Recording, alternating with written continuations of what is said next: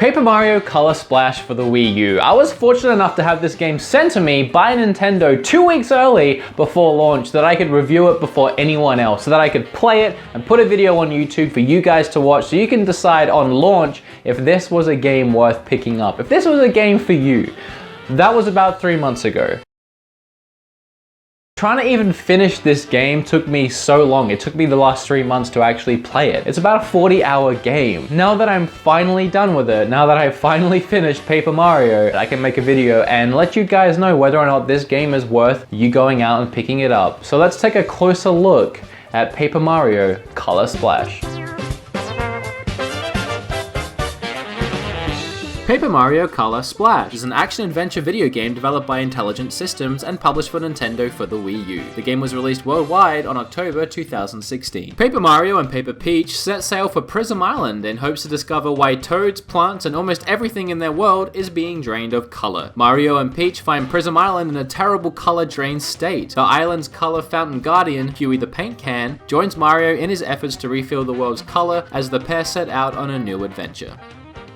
But let's talk about my personal experience with this game and whether or not I feel like it's worth you guys going and picking it up. I definitely had a love-hate relationship with this game, and the love was way stronger than the hate. To clarify, I would have to say this was my favorite experience with my Wii U system, by far. The biggest adventure I feel like I've gone on so far with the system, the most I've fallen in love playing with my Wii U. And that might sound like I'm saying that it's worth it and you should definitely go pick it up. There's one thing in particular I want to talk about that might put you off of buying this game, and it was the one thing that really brought the game down for me, but we'll get to that. I want to start by talking about some of the great points of this game. For starters, this game is beautiful. I actually played this game with my girlfriend, and my girlfriend's a very artsy crafty type person. She's always painting things and putting pictures together and building things and making things out of paper and clay and what the f else that she does, and fabric. So playing games like this and playing games like Yoshi's Woolly World, she really appreciates the art style, the fact that they go so far, they dive so far into their world, into their research, into paper and what they can do with paper and the things they can do in the game to reflect the fact that everything in this game is made from paper and cardboard and materials. It's not just the way that it looks, it's the way that you interact with it. It uses the world that it built around paper and materials to its advantage, whether it's to highlight a joke, whether it's to hide a secret, whether it's to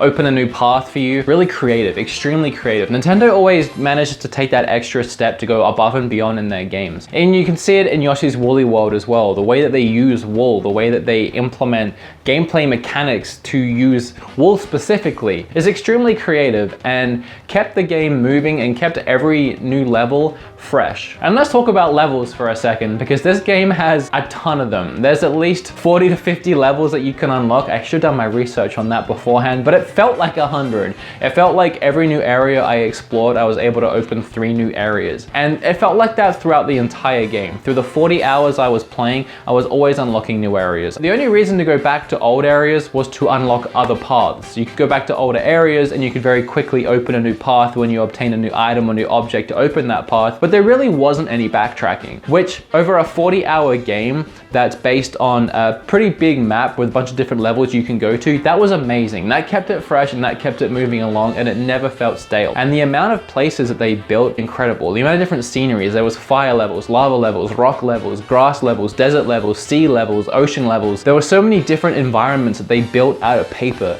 They really didn't limit themselves to one thing. I was just completely floored by how visually stunning this game was in certain levels and in certain times. I know I've gone back into graphics right now when I tried to segue into levels, but this was a beautiful looking game and definitely one of the best, if not the best looking game on the Wii U. I can't think of a better looking game. But if I can pull myself back to levels real quick, as I said, there are so many different levels to explore, and every level you meet new characters, you meet new people with different personalities, make new friends, new allies, new enemies, and the stories some of them tell are really creative. Honestly, I went through such an adventure in this game that I want to sit down and when I was playing the game, I was thinking I need to talk about this in my review. I need to mention this. This was incredible. This was such a nice moment. This was such an epic moment. There were so many of them that by the end I regret not taking notes. One that I can think of offhand is you are in a train and you walk through this train and there's a bunch of bad guys, enemies sat in the train, and you sit down. This is about halfway through the game, and you have this long,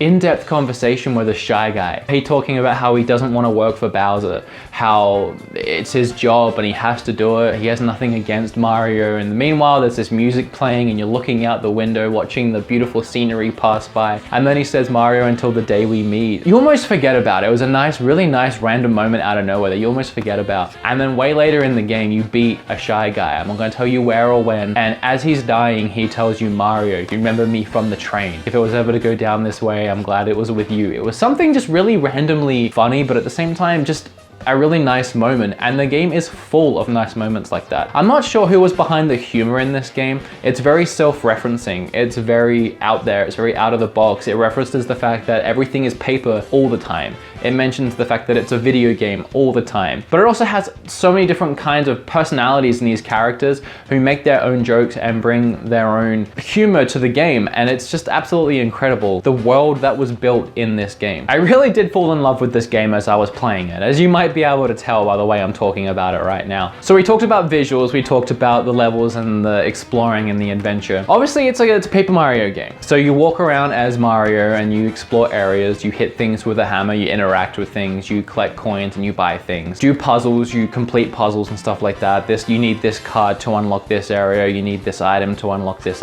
area. The one thing we really haven't touched on so far is the battle system. Now I talked earlier about how there was one thing in this game that really let it down, and unfortunately it was the battle system. It could be a deal breaker, and I think that's what makes this game maybe possibly not worth it, depending on how much patience you have. I started playing this game at my friend Billy's house actually. I got the game right before I left for Retropalooza. I took it on the road with me because I knew Billy had a Wii U, and I started playing it with my friend Ali and my friend Alpha on the couch. And as soon as we all saw the battle system for the first time, all three of us sort of collectively sighed. We knew that the game was obviously going to use this battle system a lot. That's the whole point of the game, is to battle, is to beat enemies. And having to deal with that every single time you wanted to battle something was going to get tedious, and it was going to get tedious really fast. Let me explain what I mean by tedious. So when you get into a battle, you'll see an enemy. You'll either hit it on the head with your hammer, or you'll jump on it to initiate the battle sequence, or it'll run into you because it will try and target you. And when it touches you, it will initiate its battle sequence. When the battle sequence starts, it starts Final Fantasy-ish, RPG-ish, where you get a little screen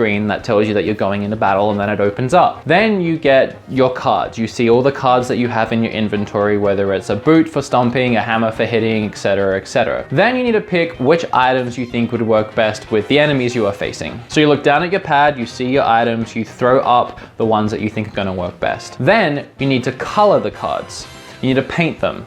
To paint them, you need to use your paint supply, which can run low. And once you run low, you can't paint your cards. The cards become less effective. They still work, but they're very less effective. To paint the cards, you need to hold down on each individual card and wait for it to fill up. Then when you filled all your cards, you need to click done painting. You then have to throw towards the screen. Now they're on the screen. Now the cards will play out one at a time, and you have to interact with each one of those cards. If it's a stomp card, you'll run over to the enemy and you'll start jumping on the enemy, and you need to press A, almost like a quick time event, every time you hit an enemy. And if you time it right, you get more of a combo and you get to keep hitting. If you time it wrong, the combo ends. I pretty much explained that in real time. So imagine doing that every single time you want to face an enemy. It's not a terrible battle system. Honestly, it's fun, but it's too slow and it takes too many steps to complete. It'd be so much better if even you could color the cards before you threw them up, to kind of kill two birds with one stone rather than have to do two individual steps. Color one, color one, color one, throw them up. It asks you, are these the three cards you want to use? Okay, and there you are. You've skipped about 2 steps there you didn't need to have. That in itself would have been faster, and honestly still a little bit tedious considering you have to watch everything play out on the screen. And I would love it if I was just nitpicking, if I was just trying to pick holes in something, but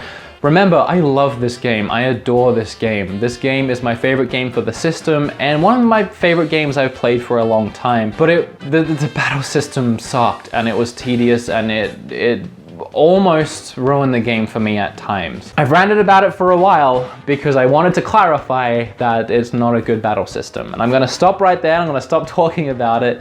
but it is the one thing that lets the game down. Pull it back around and talk about some other things that I love about the game, because I feel like maybe I might have put a few people off there. If you have the Wii U already and you love the Wii U and you're looking for a new game to play and you love the other games that Nintendo has put out, I 100% guarantee you're gonna love this game. I guarantee you play this game for 2 hours, 3 hours, 5 hours, you'll be engrossed in the game and you'll want to see it through to the end. For a Nintendo game, it was a little confusing. It kind of did, but it kind of didn't stick to a classic Nintendo formula, and it definitely didn't have a typical Nintendo sense of humor. It felt really fresh through and through, both from a game standpoint where the entire game felt fresh as it went, but also from a Nintendo standpoint, and it didn't really feel like a classic Mario game. Really, you could have replaced Mario with another character and it kind of would have felt like its own IP. There was something very different about it that I loved a lot. And I guess a question that a lot of people might have is, how does it compare to other Paper Mario games? Thousand Year Door is one of my favorite games ever in general. It might be in my top 10, my top 15 favorite games of all time. I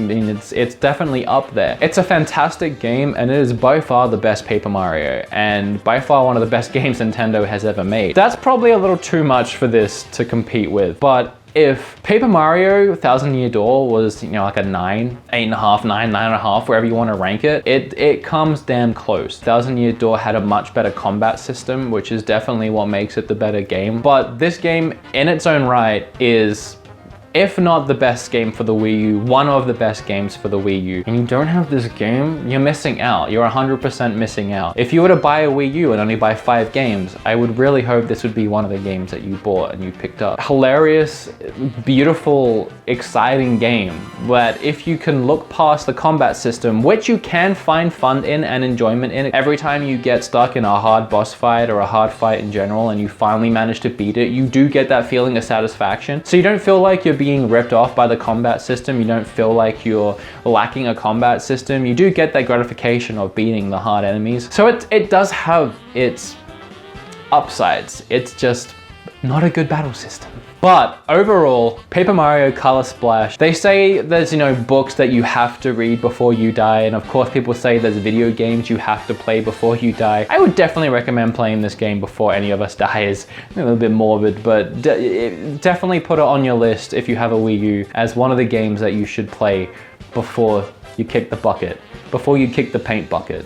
Yeah, that's a good way to end it. So that's my honest opinion and review on Paper Mario Color Splash. Yes, it's worth you picking it up, but decide for yourself. Definitely try it out if you know a friend has it. See the combat system, see if it's something you can put up with for 40 hours. But overall, you'll definitely appreciate the game and you'll definitely be happy that you played it and that you've crossed that one off the list. It's definitely an experience I would recommend. And you know another experience I would recommend? Launchbox. Do you ever want to put all your video games in one place? All your NES ROMs and your SNES ROMs and your TurboGrafx ROMs, or even your Steam games, or any game that's on your PC? Well, Launchbox is a way that you can put everything in one nifty place, and that nifty place will load up any emulator that you need when you click on the game you want to play, or Steam, or anything. It will load everything for you, it will get it going, it will get it working, it'll get you playing, and you can keep everything in one place. So if you're like me, you kind of have OCD, clearly I kind of have OCD, everything has to be in a very specific way.